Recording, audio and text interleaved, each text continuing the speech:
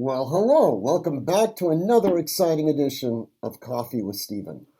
So this week's video blog is entitled Week 1, and it kind of goes over some of the things that have happened during this sort of California quarantine. And this California quarantine is obviously extended to other states as well. I talk in the blog about some of the contradictory messages that had come out of our health department in Orange County, the statewide, quarantine, and some of the issues that were associated with that. Specifically, how this information was transmitted to the population. It was amateurish at best. Okay, I specifically would like to criticize the methodology that the governor used in putting out a tweet video message without actually putting out the California gubernatorial order until almost 25 minutes after his video sermon had ended. I think that was very problematic, created a tremendous level of confusion, as well as the confusion that the Orange County Department of Public Health had put out with contradictory memos going out before that. Now, having said all that, I get it. All right, this is unprecedented, and a lot of people are, still engaged in knee-jerk reaction. One of the things that Sandy has always said to me, and always frankly criticized me, she said, Stephen, in a time of crisis, you've got people that are going to react, and then you've got other people that are going to respond. We always need to be the ones that respond, the ones that actually step back, completely analyze the situation, and then ensure that a clear, cogent, understandable message is being promulgated. So the message that we are putting out to the community is twofold. Number one, we are open.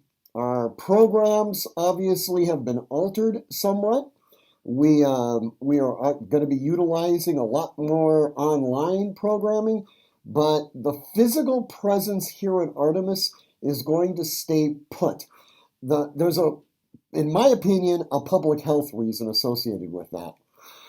There are, and I mentioned this in a previous blog, there are a number of people that are first-time gun buyers. They're scared, they're going out, they're buying weaponry, and they're not properly trained in the use of those weapons. You can imagine the type of public health crisis that could manifest as a result of this. We are putting on programming for people that are first-time gun buyers on basic safety. We're putting on online programming for legal issues associated with firearm ownership. One thing that I do want to kind of mention right now, on Tuesdays, I won't be wearing this stupid getup, but on Tuesdays at 4 o'clock, there will be a continuous online presence called office hours. During those office hours, I will be discussing basic legal issues associated with firearms emancipation. It'll be online. It'll have any number of participants, and it'll be completely free. You can check the emails for that. It'll also be promulgated on Facebook, things along those lines. For members, this would be for our Access members and our Guardian members. On Thursdays at 4 o'clock, there will be a 1 hour, we'll call it a forum that'll be done online called Coffee with the Major and the Captain. And in that, it'll be limited to 24 people at a time. In that video blog, there's going to be a conversation between Cosmo and myself, and then we'll open it up to questions. And this will be on more in-depth areas of Second Amendment jurisprudence, things like that. As always, I want you to train constantly, consistently, repetitively, and with purpose. And above all else, remember how I look now.